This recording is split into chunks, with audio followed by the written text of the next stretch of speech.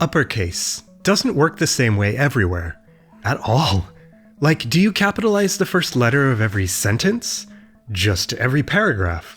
Or go big on one illuminated initial? Do your large letters ascend or descend? Could you also have capital numbers? Here are the sometimes eyebrow-raising ways scripts around the world use and ditch capital letters, plus some intriguing not-quite-caps parallels. And by the end, one script on the verge of uncapsing itself will make me rethink the story of how a writing system goes about obtaining uppercase in the first place.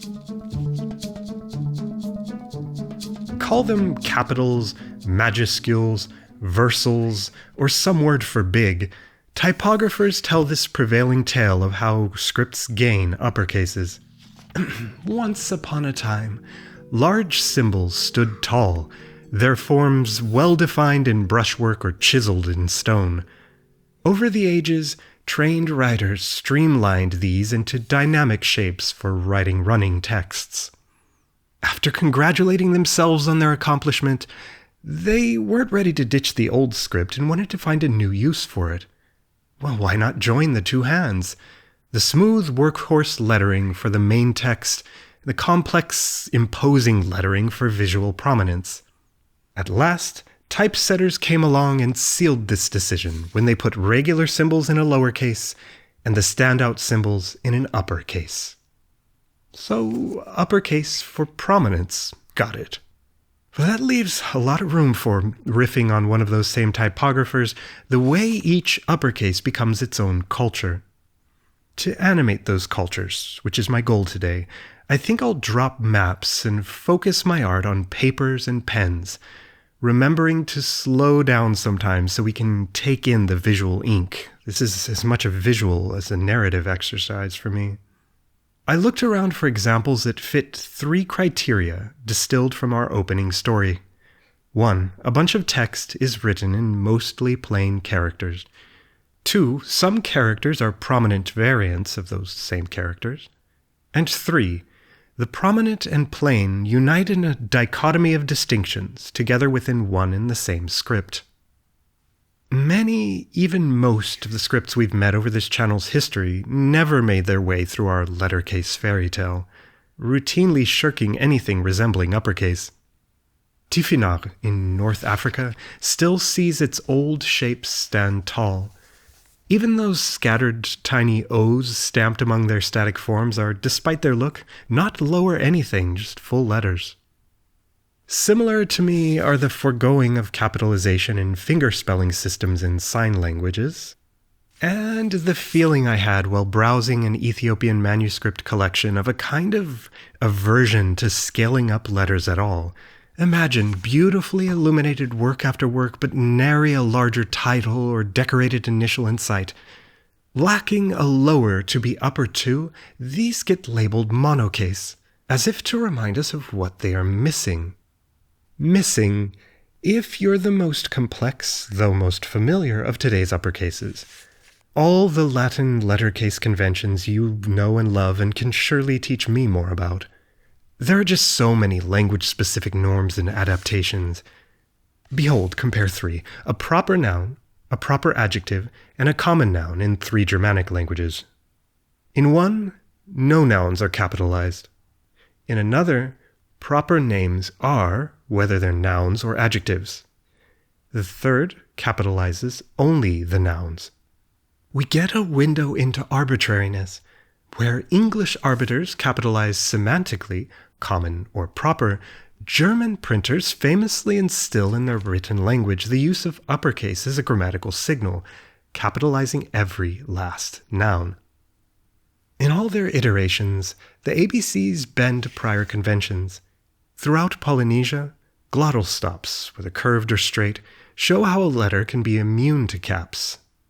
Dutch and one of the 2 standards for Chamorro extend caps beyond one single letter, to capitalize a diphthong or capitalize an affricate.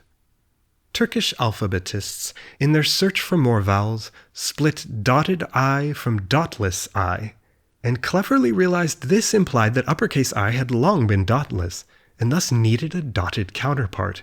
and that's the one at the start of Istanbul. And Sanich is now entirely in caps, apart from one solitary dangling morphological S. I'm beginning to realize that even if we limited our scope to Latin letters, we could fill out a robust taxonomy of the whys of uppercases, but we'd be left sorely understudied on the hows of uppercases. So just one more. In a vintage hand, printed for long enough that I was gifted a not-too-old dictionary typeset in it. Irish spelling can leave capitals delightfully deeper into the word after grammar slaps a lowercase letter on the front, or two, via a process of eclipse.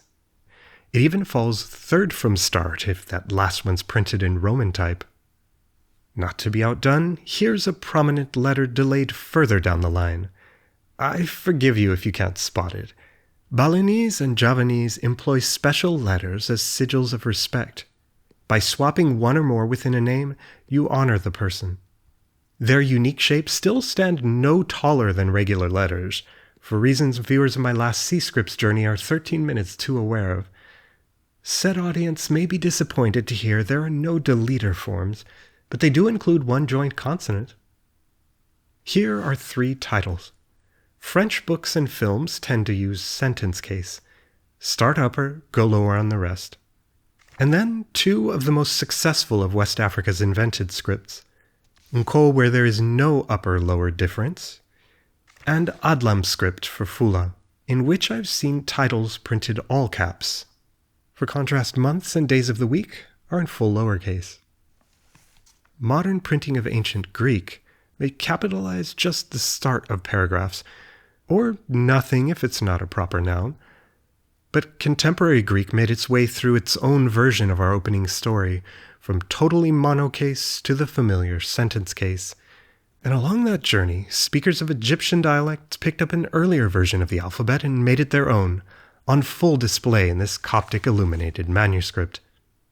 Despite their old-timey uncial flair, most letters remain transparent to Greek readers. Not this one. This decorated initial comes from popular Egyptian cursive. Coptic gives us a glimpse, a vision of what had once been 7 hieroglyphs refracted through the relatively more modern distinction of upper and lowercase. The Nubian version of the alphabet then adds a couple more. Old Hungarian uppercase is read from right to left. Notice how capital letters go all in on upsizing, with little to no reshaping. I wanted to bring it up mostly because I like how letters can float along the center line, but that's a tiny adjustment compared to what's up next. This is plain text, written linearly in a script created for Southern Bantu languages. I should give us a moment here to catch up to the unique use of rotated triangles for different vowels and the markings on them for consonants. Okay, and now a prominent name is tessellated, playing with geometric arrangements to account for the way shape and rotation work in the script. Cyrillic's uppers and lowers are distinguished mainly by scale, ever since it gained its casing ability in the early 1700s. At least that's true in print, but cursive is another story. Caps now apply across the many languages written in the script. Just a smidge earlier, for overlapping languages, Glagolitic, I can't mention without pausing for effect. After soaking up its distinctive look, consider that despite being put through the printing press, its angular and curved variants were not combined, only resized. Georgian has historically used 3 scripts, but today you get off easy. This one is all you'll need. And from what I can tell, large letters are mostly ditched, except in all caps text to get your attention. Where Georgian has all but given up on them, Armenian goes hard on capitals. Letters, in both print and handwriting, often take on differences that are sometimes as much shapely as they are sizely. Here, maybe you can spot 2 uppercase letters I'm told are unusual in a way that's visually striking to any budding typographer. This script, Berierfe, is inspired by camel herding. The starts of proper names and sentences sit at the same eye line as the other letters, but they hang lower, more like lowercase lowest case. That difference has knock-on effects. If text is underlined, like in a link, where does the line go? Culturally, I predict most of us would say here, at the baseline. No, their community prefers here, below the descending caps. And those are all of the encased examples. This is definitely uppercases I have to bring to your attention today. Really. But if, like me, you're curious what's on the other side of the line, uncapsable parallels to uppercase, hang around for a stretch. Remember the 7 letters Coptic capitalized when hieroglyphs sure couldn't? Getting into the reeds, the hieroglyphic parallel I can come up with is the cartouche that bounds names it treats with reverence. Cuneiform names might step even closer to a visual prominence system, and this name shows how, determinatively so. It starts with a determinative that marks its categorical meaning. At least one guide does consider this way of marking off a name to be a parallel to capitalization. This is Ainu in characters that represent full syllables. Make them small, and they shrink to individual sounds. Big k, little k, or e down to y. Classroom Japanese will teach you to mix that same syllabary with 2 other scripts, using it to set apart foreign words, names, outbursts of ideophones. Okay, yes, but also some authors use it in ways translators think is best rendered in uppercase. So a good dictionary will spell the word that, are, in the curvier common script, but one novelist chooses the sharper script to refer back to a character's trauma. Chinese lacks capitals, but does have a term for them, 大写 letters, the same word that's used for uppercase numbers. Financial or banker's numerals take the preventative step of picking a complex, hard-to-modify character with the same sound as the number. So E is 1 if you're in it to minimize strokes, and this E is 1 if you're wary of duplicity.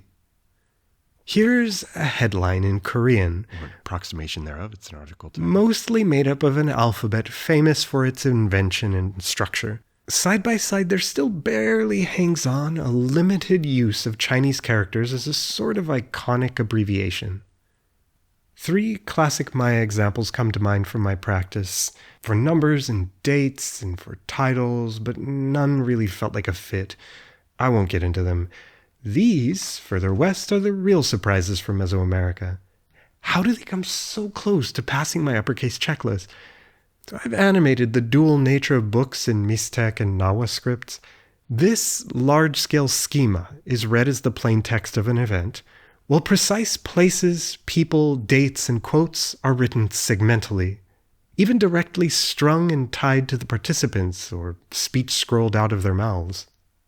On this page, a person with the name Yaka Sosoloka rebuffs a debt-collecting overlord, declaring, with speech scrolls, that the rabbit tribute has ended. Flowing down the page in connected ink runs, this is Mongolian. Letter shapes differ at the start or mid or end of a word or when the letter's written alone.